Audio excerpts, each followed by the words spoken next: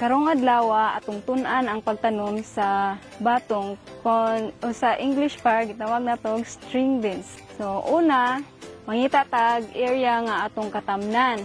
Sa pagplanting, magamit ta og rake para ang mga bukol-bukol nga yuta atong ma-separate dayon ang mga pino na jud ato ang makuan sa area para atong katamnan. So sa humanatag planting is mag-ready ta sa mga puste dayon sa mga trellis. Una, atong ibutang ang mga puste sa area, dayon atong i-install ang mga trellis. Sa trellis, nagamit ta og kanang single ply o 4-ply.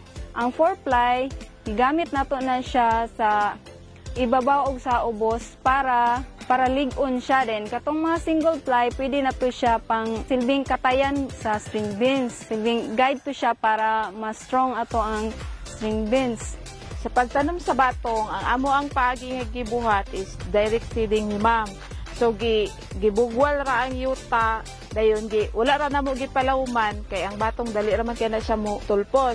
So igo lang siya gilubong gamay sa yuta, pero ang buho ako bali humok gyud siya. O dili lang pud nga gitusok lang ana, gibungkal jud ang yuta maski although humok na siya pero gipahumok pa jud nga nana dito ang seeds na gibutang.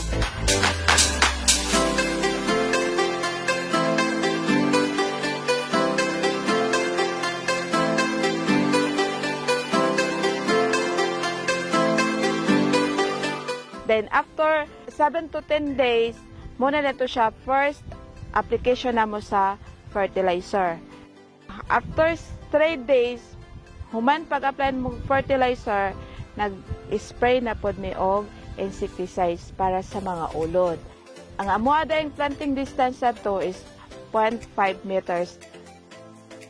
Pag human sa mo ang pagtanom, nagbubo mi sa mo ang tinanom nga batong kada buntag. Magsugod mi alas 6 sa buntag. Then hangtod na din siya mahuman.